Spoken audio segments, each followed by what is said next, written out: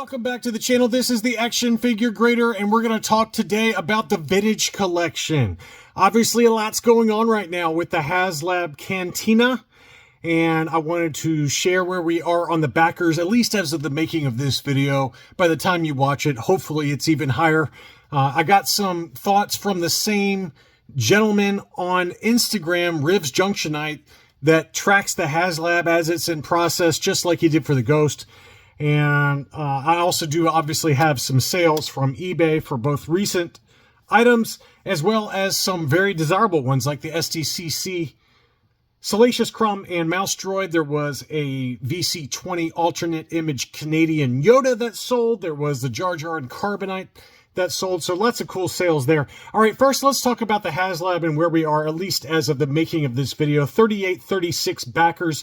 That's about 48%. By the time you watch this video, I'm sure it's going to be well above 50% of the way there for the base level target. And not sure what you guys think about this. You know, $500 for some plastic. And as you can see in this, a lot of cups. Chaz the Guru, who's... This is terrible, but Chaz the Guru, who is a admin in one of the Facebook groups, he said, you know, with the Tanaka Sisters finally being released after a lot of demand from you guys, the TVC collectors, he posted an image of the Tanaka Sisters, and it said, 2 girls, 100 cups. If you get that reference, you know exactly how wrong that is. But there are a lot of cups, a lot of chairs, a lot of tables. I actually like the bar. The details on the bar are very cool. This is the kind of item I would have killed for back when I had a lot of dioramas in my collection room. I don't have any anymore. I just don't have the space. But it's that bar alone is real. I tried to make one myself that was similar to this, and it turned out terrible. But this is a serious diorama if you are into the Cantina. All right, so anyway, let's go back to what I was talking about. Rivs Junctionite. I don't know this person at all, but I like the way he always tracks the Haslabs. And so he says, remember, the last day always beats the first day. And so he shows the barge totals, the crest, the Razor Crest, the Rancor, which obviously failed, and the Ghost. And you can see what the first day looked like in blue versus the last day in green. So, you know, the first day for the Cantina was really good. I mean, it did like whatever it was, 2,500. And again, right now we're at roughly 3836. So if you assume that it goes somewhat similar to this, you would think that you're going to have in the neighborhood of 3,000 to 4,000 on the last day, if it follows the other Haslab projects. And it probably will. And so let's hear what he had to say, because I think he's a good follow on Instagram, Rivs Junctionite. Here we go, Star Wars fans. After the first 24 hours, that Cantina has 41% of the needed backers, which is ahead of the Rancor. And the Rancor just missed its funding goal, so I'm optimistic about the Cantina. No prediction yet from me, but if I were to model this on the Rancor's total, we're looking at 10,000 final for the total. Now, obviously, 17,000 is what's needed to unlock some of the card backs, the characters that are the stretch goals. That's not a prediction, just off-the-cuff comment. Not sure about the buzz on this one. I'm seeing the usual haters with their it's going to fail nonsense. It probably won't. I don't think it's going to fail either. I'm also seeing a lot of wild-eyed, optimistic, it'll blow way past 17,000. It probably won't. And I agree with that. If you pay attention to this campaign, it will be a good lesson on the difference between desire and demand. The Haslab Cantina, with its obscure background characters and inordinate fondness for cups, which is really hilarious and what Chaz the Guru was making fun of.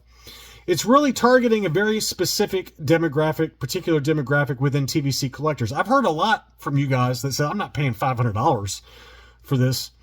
And it's not translated to the Crest or Ghost-like numbers.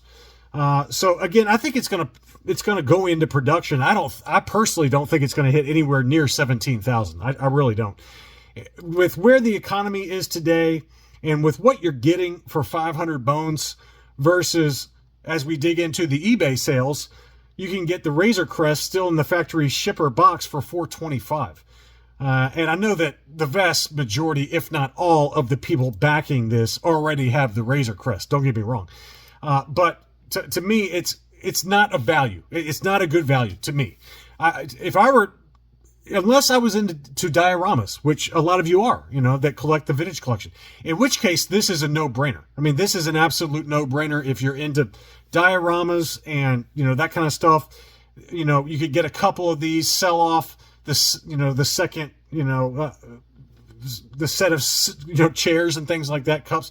You can probably create an even larger diorama with two of these. But, at the minimum, I think if you're a diorama guy, this is an absolute no-brainer. I mean, this is just it's what I was always dreaming of as when I had a bunch of dioramas in my collection room. So I don't think that that's going to be an issue to get to 8,000 without doubt. Now, to get to 17,000, I don't think that's going to happen personally. I just don't think that the value is there relative to what people are spending money on these days and what you can get with 500 bones. So anyway, that sale was at $425, another one at $495. I found some all the way up to $575. And I was curious with the new Haslab launching whether sellers would try to exploit the kind of fondness for some of the other Haslabs that maybe they missed and try to get those out on eBay. And that seems to be the case. So there were two sales there, but there were a number of Razor Crest sales right after the Haslab launched.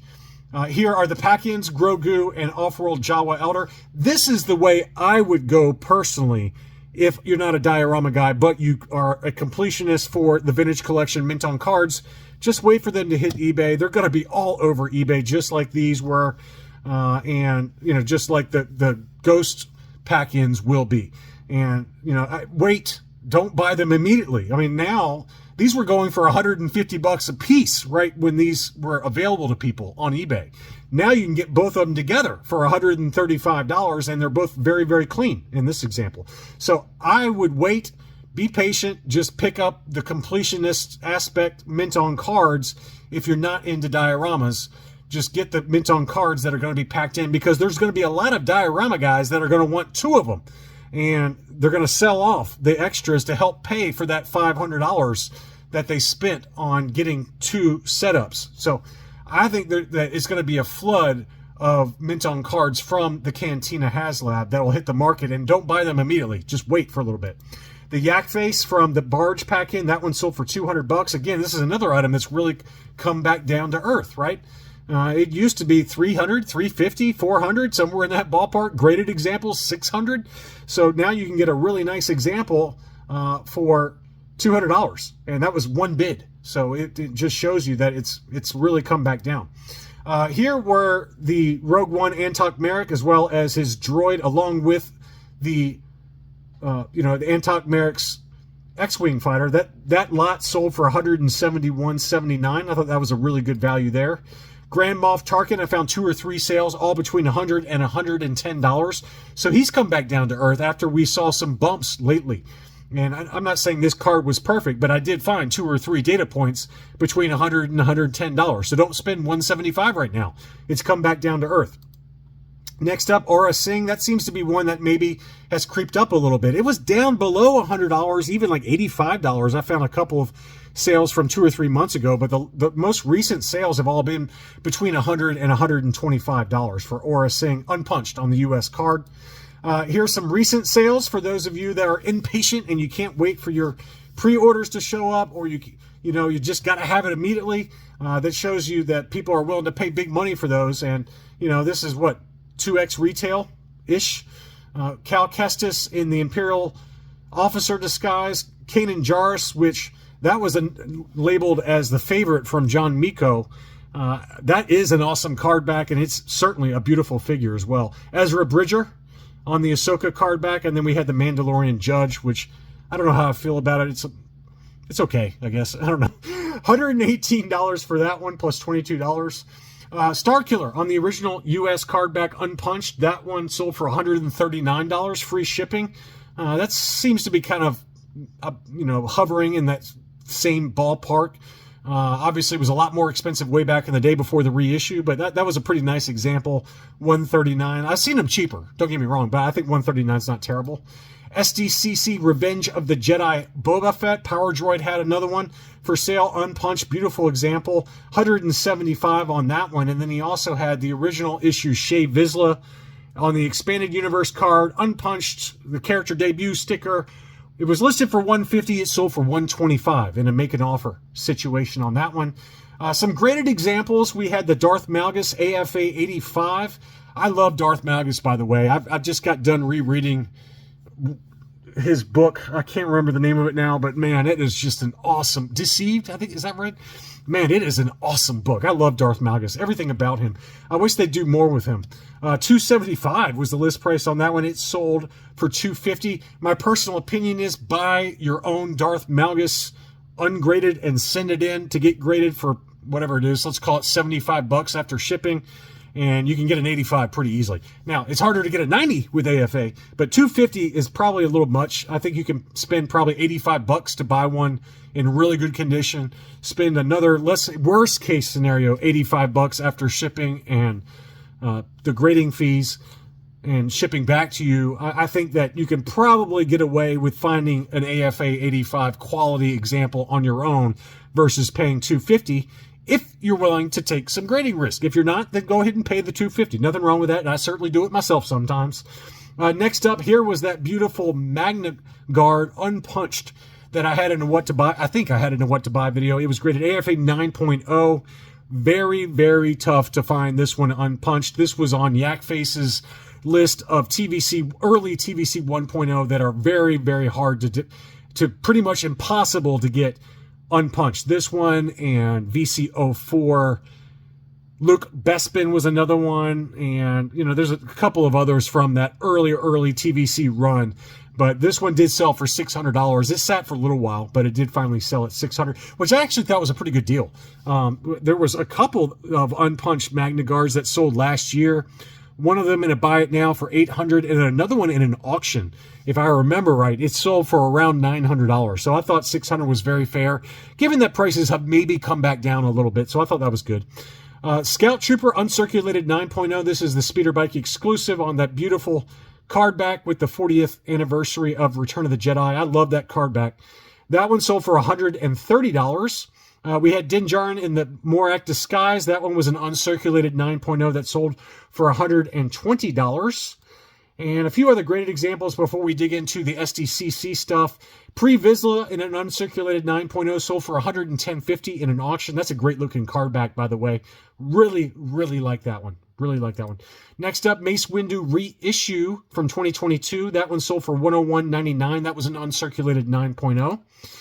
Here is that 3-pack, and this is the Scout with the Magna Guard, and this is the fan channel exclusive Jedi Survivor pack, uncirculated 9.0. So this crazy person sent in an entire sealed Hasbro case of these Jedi Survivor 3-packs. So that one went for a lot of money, $257.07 plus another $24 shipping. So that is a pretty cool example. That is a big box, big box. All right, here we go. Jar Jar Binks in Carbonite. This is one that's very desirable. This one sold one bid for $500 US. We saw another one that was not nearly as clean as this one last week that sold, I believe, for $513, and it was not nearly as nice as this one. It had a lot of edgeware to it. So this one was a good deal and only one bid. So you never know, man. Just be patient and you can find a very clean example. This one, it looks every bit of an 85 plus, if not a 90. It had a couple of light dings to it, so probably 85 plus is my guess on that. But that's a beauty. And we had the VC20 Canadian Yoda that was offered for sale for $1,000. This was a punched example. It did have a little bit of a litho tear maybe by the hang tab there, but very minor. Probably 85 grade condition, maybe 80 plus, who knows.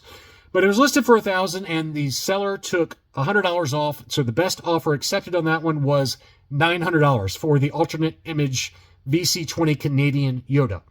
And then finally, we had the big boys, Mouse Droid and Salacious Crumb from the SDCC Death Star box set.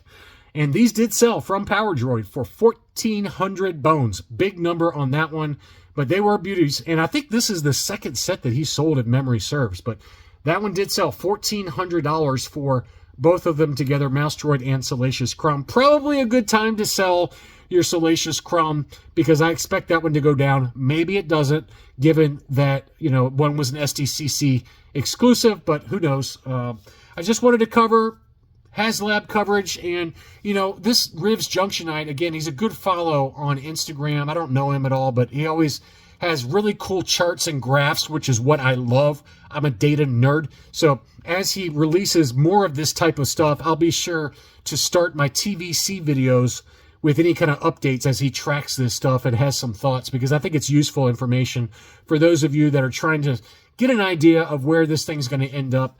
Again, I personally don't think it's going to get anywhere near 17,000, but I've been proven time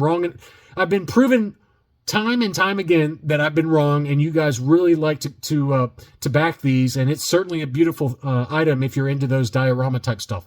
Thank you as always for watching, and I'll be back soon.